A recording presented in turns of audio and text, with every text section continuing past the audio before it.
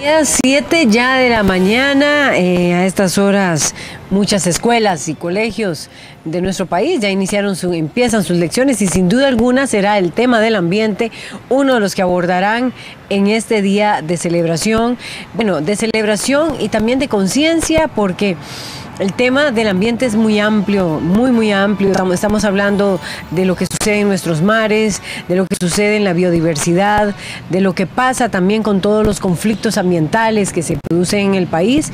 Y por eso hoy me acompaña precisamente Alejandro Alpizar.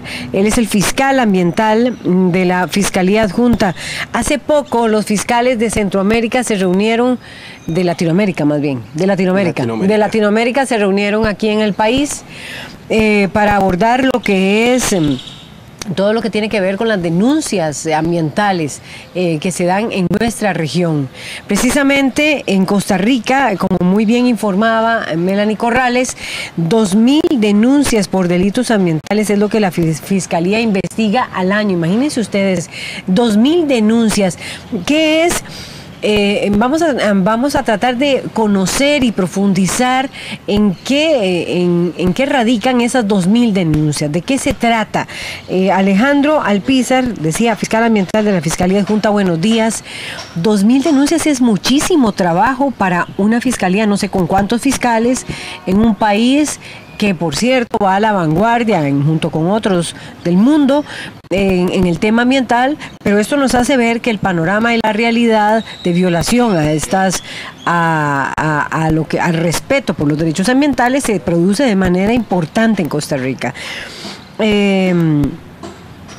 ¿Cómo valora usted estas 2.000 denuncias, primero inicialmente, y después, de qué tipo de delitos estamos hablando? Buenos días, Alejandro. Muy buenos días, muchas gracias por invitarme a este programa tan interesante. Efectivamente, nuestras estadísticas reflejan un aproximado de 2.000 denuncias al año, nuevas, por delitos ambientales. Claro, eso se da en todo el país. La Fiscalía Adjunta Ambiental, que es a la que yo pertenezco, somos 7 personas distribuidas, 5 en San José, un compañero en Golfito y un compañero en Santa Cruz. Nosotros nos dedicamos a ver las denuncias que sean más complejas, las que tengan una afectación a un número mayor de víctimas, donde haya un poder político, un poder económico detrás del autor que pueda provocar una impunidad, que pueda facilitarle la impunidad. Sí, avasallar de alguna manera. O que sea alguna ley novedosa, donde el Ministerio Público esté en pañales, iniciando alguna estrategia de investigación, cómo valorarlo, cómo demostrar cada uno de los elementos que debemos de acreditarle al juez para llegar a una condena. Aún así son muchos los delitos, 2.000 son muchos. Sin embargo, debemos de tomar en cuenta que existe una cifra negra muy importante que por sus características oculta. Y es que hay un elemento importante. Hay una ley que es relativamente nueva, aunque ya tiene una década de estar vigente, que es la Ley de Gestión Integral de Residuos. Esta ley establece delitos que van desde disponer, arrojar, abandonar, transportar, exportar, importar desechos peligrosos ordinarios. Y establecen sanciones muy altas, inclusive puede llegar hasta 20 años de prisión por alguna de esas conductas. Sin embargo, es muy poca la incidencia que reportamos en nuestra estadística por esta ley. Pese que algo propio del quehacer humano... Por el transporte de sustancias... no, también por arrojar, disponer. Por tóxicas. Lo que... No, inclusive ordinarias. Que son residuos caseros. Por ejemplo, si usted arroja, bota en un parque público un tarrito de jugo que usted se terminó y no lo dispuso en el contenedor, sino que lo arrojó en el suelo, ya eso es un delito. No es ninguna contravención, no es una falta. ¿Es un delito que merita qué? Es un delito, viene con una pena aproximadamente de unos 3 años de prisión. Imagínese. No hay una incidencia reportada en nuestra estadística porque las personas todavía no se han concientizado en que eso es un delito y que los llega a afectar. Entonces no denuncian. Y quienes más están denunciando son las instituciones públicas, el SINAC, algunas veces el Ministerio de Seguridad Pública, y estamos teniendo un repunte muy importante de las municipalidades, que según esta misma ley son el primer frente de batalla que debemos de tener para lograr una verdadera gestión de nuestros residuos. Entonces, los 2.000 delitos es una cifra importante, pero nos está quedando una estadística que no sabemos hasta dónde realmente nos puede llegar a sumar si realmente supiéramos todas las conductas que se están generando en Costa Rica. Eso quiere decir, de esos 2.000 delitos, quiere decir, usted podría desagregarlos, es decir, saber cuál es la mayor cantidad de denuncias que plantean los costarricenses por violaciones a los derechos ambientales, por violaciones al ambiente. Usted me estaba hablando de la cifra oculta, ¿verdad? Sí. Hablemos ahora de lo que significan estas 2.000 denuncias, que no es cualquier cosa en el país verde, en el país el segundo país con mayor biodiversidad del mundo, sí, el segundo somos, ¿verdad? O el primero, ya se me olvidó, pero es decir, en las posiciones principales de biodiversidad del mundo, el país que exporta y que tiene hoy una propuesta de descarbonización, tiene 2.000 denuncias por delitos ambientales. Esas 2.000 denuncias quisiera que usted me las desagregara, Alejandro Alpizar, fiscal del ambiente. La ley que más denuncias nos viene a generar es la ley forestal. El delito que mayor incidencia y que no es de extrañar porque es el más visible, el que las personas pueden detectar de una forma más fácil y es de larga data, nuestra ley forestal viene realmente desde 1969, de ahí que el delito de tala ilegal es el número 1 y viene reportando aproximadamente un 80% de esa estadística. ¿Qué denuncia ahí la gente? ¿Qué es lo que dicen? La tala sin permisos.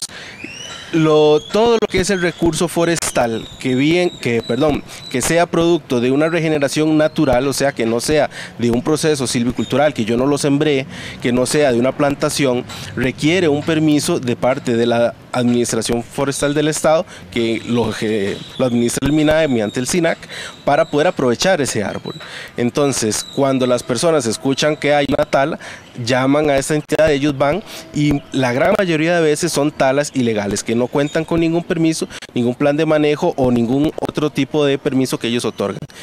Aproximadamente estamos hablando de un 80% de las denuncias. O sea, casi 1.800, no sé, de esas denuncias pueden ser, o 1.500. Por ahí puede ser desde un árbol hasta una gran cantidad de árboles. Y estamos hablando de árboles que de bosque primario, de bosque... De cualquier lugar, inclusive un árbol que se tale sin ese permiso y que sea producto de la regeneración natural, que está afianzado aquí en la ciudad de San José, es delito talarlo sin permiso del SINAC y sería tala ilegal. ¿Quiénes lo talan? ¿El sector privado? ¿Las mismas instituciones públicas recurren a ese tipo de actos? La mayor incidencia son particulares. Muchas veces son dueños de fincas que nos vienen a dar al segundo delito de mayor incidencia, que es el cambio de uso de suelo cubierto por bosque. Talar en un bosque no viene a ser un agravante de la tala, porque tala es tala.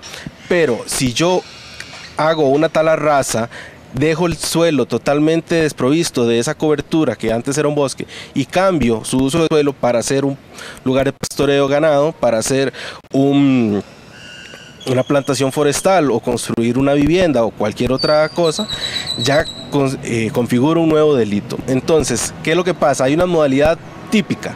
Los dueños de terrenos que están cubiertos por bosque, al saber que está prohibido cambiar el uso, los talan, denuncian que un tercero que ellos no conocen llegó, taló, se robó su madera, y cuando a los años ya el terreno no se pudo recuperar tan fácilmente, porque el proceso de recuperación de un bosque, como lo conocemos, podría llevar más de 30 años, ellos cambian el uso del suelo haciendo alguna otra actividad distinta al bosque. Entonces, muchas veces es eso, es parte de un plan que va hacia futuro, de poder aprovechar el terreno que de otra forma está prohibido. Sin embargo, la Fiscalía está siempre atenta a este tipo de circunstancias y cuando sabemos que la tala son en bosques, le damos seguimiento durante el transcurso de los años. Por eso las causas que nosotros llevamos muchas veces duran mucho tiempo en resolverse, porque no tenemos... ¿Cuánto tiempo duran en resolverse? A veces duran 4 años, porque muchas veces no sabemos quién taló.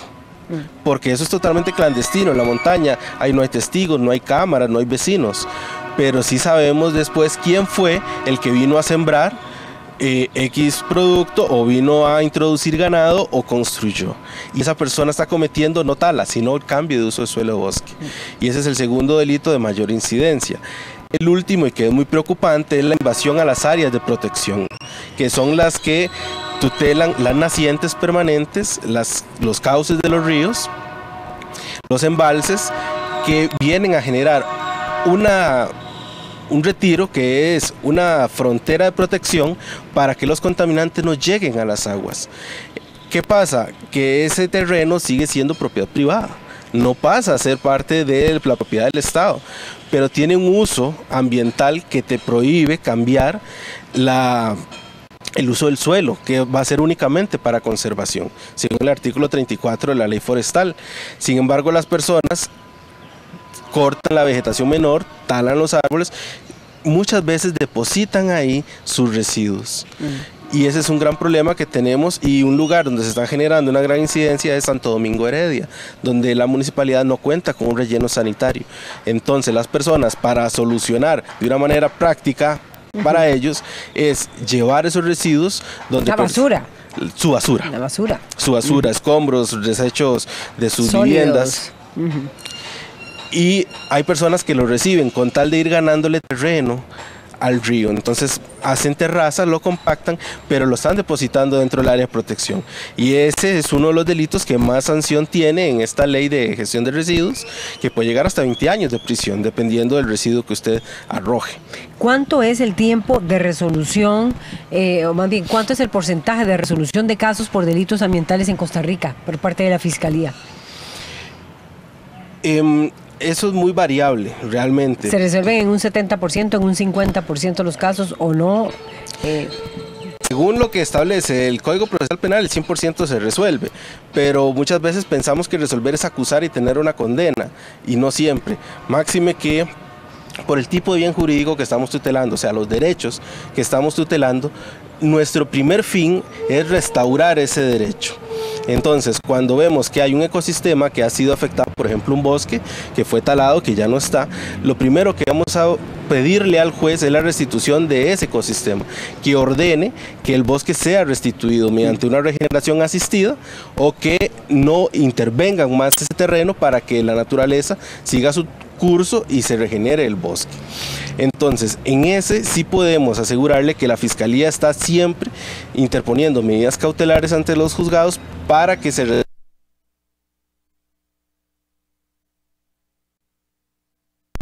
me notificaron en una resolución de apelación que nos rechazaron la restitución de un bosque. ¿En dónde? En Tarrazú. Siendo algo increíble porque la misma ley en el artículo 19 dice está prohibido cambiar el uso del suelo bosque, y actualmente está convertido en un cafetal. Sin embargo, todavía tenemos esa resistencia por parte de los tribunales, pero es parte del quehacer de la Fiscalía. Ese es nuestro principal objetivo, restaurar los ecosistemas, y si logramos llevar a los tribunales y aplicarle la sanción penal a un imputado, perfecto, genial, para que tenga una visualización hacia las personas de que no deben de cometer estos delitos porque se exponen a estas sanciones. Le voy a comentar, vecinos ya de las comunidades tanto de San Rafael de Heredia como de San Isidro, usted citaba el caso de Santo Domingo, precisamente lo que están pidiendo son cambios a la ley forestal por las talas que se producen en las montañas y en las zonas de estos cantones. Quiero preguntarle, comparativamente, de acuerdo con ese evento que se realizó de fiscales ambientales de América Latina, Costa Rica es uno de los países que más denuncias ambientales tiene en relación con los otros países de la región. ¿Cómo está esa medición? Es decir, los costarricenses hacen un uso frecuente de la denuncia por delitos ambientales. Y después también quería comentarle, me llama la atención que no está dentro de la lista los delitos ambientales que se cometan, bueno, usted decía, en el uso de los suelos, pero es un país que donde se hace un hueco hay un manto acuífero, es lo que siempre sale agua, brota agua. Sobre ese tipo de hechos hay denuncias, forman parte de esas 2000 denuncias frecuentes, y tampoco le escuchaba que hubiera denuncias en torno a los mares, un país bañado en las dos costas por mares. ¿Están incluidos, hay conciencia en las zonas costeras de ese tipo de delitos? Sí, primero América Latina. Para América Latina hay un componente... ¿Denunciamos mucho en Costa Rica delitos ambientales, sí, denunciamos o no? bastante. En relación con, por ejemplo, Argentina, México... Pero, por ejemplo, Brasil, que nos gana en territorio... Exacto. Una cantidad exagerada, ellos pueden, según las estadísticas que nos mostraron, reciben al año unas 65,000 denuncias. Para un territorio tan amplio, comparado con Costa Rica, nosotros, haciendo una extrapolación proporcional, estamos recibiendo muchas denuncias. Y realmente para un Ministerio Público que tiene especializados apenas 7 fiscales para todo el país, es una tarea grande. Entonces, a nuestro criterio, Costa Rica sí tiene una alta formalización de denuncias por parte de las personas. Hay otros delitos que no los mencioné porque a nivel general, ya cuando analizamos toda la incidencia país, no están dentro de los primeros 3 puestos. Sin embargo, si lo desglosamos, por ejemplo, la Fiscalía de Punta Arenas, ahí cambia drásticamente cuál es su estadística. Hay aproximadamente un 70% son los delitos de pesca ilegal. ¿Por qué? Porque tiene costas, está la isla del Coco, que es parte de su competencia, y tenemos entonces mucha presencia de este tipo de actividades. Los demás circuitos son netamente territoriales, aunque también dentro del territorio nacional se pueden cometer delitos de los tipificados en la ley de pesca, por ejemplo, transporte terrestre de productos no permitidos o tallas mínimas, o la compra de tallas que sean inferiores a la mínima. Entonces, si lo desglosamos por circuitos judiciales, sí cambia y hay una incidencia menor o mayor en cada uno de ellos de distintos delitos, pero sí están. Con respecto a las aguas, sí se investigan y está mediante el delito de usurpación de aguas. Hay muchísima cantidad de pozos ilegales que nosotros investigamos y que se pide de la medida cautelar de la clausura. Lo normal es que sea la Dirección de Agua quien nos venga a denunciar este delito, porque es muy difícil entrar a una finca y saber que ahí están perforando. Sí hay casos donde los vecinos son los que alertan porque escuchan el taladro donde está haciendo el pozo y hemos logrado llegar cuando todavía están construyendo. Pero son los menos. Realmente este tipo de delito no se denuncia tanto, pese a que es tan fácil cometerlo como ir a un río y tomar agua y llevarlo en una tanqueta a algún lugar, porque el agua, aunque sea un bien de dominio público, su uso y administración están en manos del Estado, porque debemos de asegurarnos un uso eficiente y sostenible. De ahí que exista el delito de la usurpación de aguas, pero no es uno de los delitos más frecuentemente denunciados e investigados. Lo que tiene que ver con extracción, bueno, y ustedes yo sé que están investigando el tema del caso Cruzitas nuevamente. No quiero que entre, sé que no pueden entrar en detalles, pero por ejemplo, las denuncias por extracción de oro que están aconteciendo en este momento en Cruzitas, ese tipo de casos se mantienen, son parte de los reclamos permanentes que se plantean ante la Fiscalía. Sí. ¿Delitos ambientales? Sí, la fiscalía que tiene una mayor incidencia en este momento es la Fiscalía de Ciudad Quesada, San Carlos, quien posee la competencia territorial de lo que es la finca de Cruzitas. Ellos, la mayoría de casos los tramitan por el proceso de flagrancia, porque los logran capturar en el momento mediante operativos a los sujetos que están extrayendo el oro. Para ese circuito, la actividad minera puede representar un 60% aproximadamente la incidencia criminal. Claro está que no es la única, porque cuando usted realiza estas labores de extracción minera, comete otros delitos, por ejemplo la usurpación de aguas, porque para lavar necesita tomar agua de los cauces de dominio público que están presentes en el lugar. Va a afectar el área de protección porque es donde están precisamente las vetas y está totalmente prohibido esa afectación. También va a realizar tala, va a realizar cambio de uso de suelo cubierto por bosque. Entonces todas esas delincuencias se van sumando y es lo que hace que nos cueste un poco decir con números muy tajantes cuál es el delito que más tiene una incidencia en X lugar. Sin embargo, el delito por el cual se cometen todas esas criminalidades accesorias es el delito minero en este lugar. No podemos entrar en detalles de cómo va la investigación, sin embargo sí hay una altísima incidencia año tras año porque siguen entrando personas, por eso la presencia policial constante es necesaria en este lugar. Pero sí generan.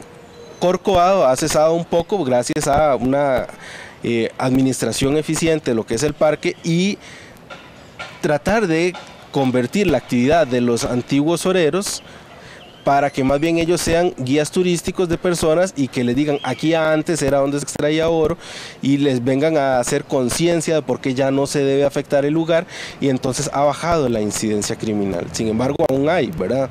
Pero ya no es tan importante. El lugar donde tenemos un pico más importante es en Cruzitas. ¿Ha aumentado ese pico de denuncias por extracción de oro? ¿Y cuánto ha aumentado en ese porcentaje? Podemos tener aproximadamente al año solo en Cruzitas unos 180 procesos.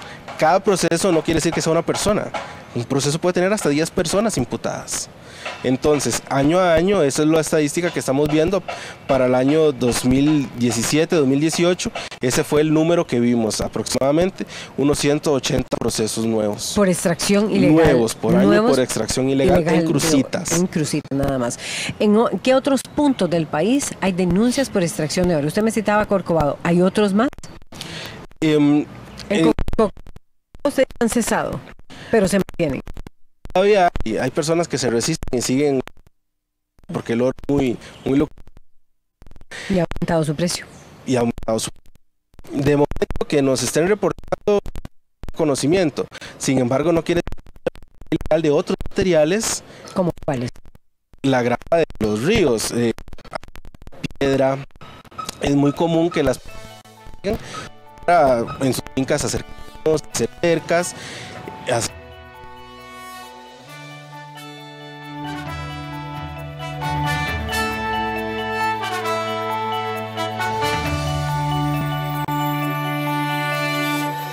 terrazas que per se el movimiento de tierra es una minería porque la tierra es capa vegetal, eso nada más con el permiso de movimientos de tierra de la municipalidad basta. Sin embargo pasan a la capa mineral, la trituran y ya a partir del momento que la trituran ya están realizando una actividad minera y ese material que ellos mismos están generando lo utilizan como base para sus proyectos habitacionales. Entonces también es un poco difícil de vislumbrar cuándo se está cometiendo un delito y cuándo no, pero también este tipo de actividades se realizan, no son tan frecuentes.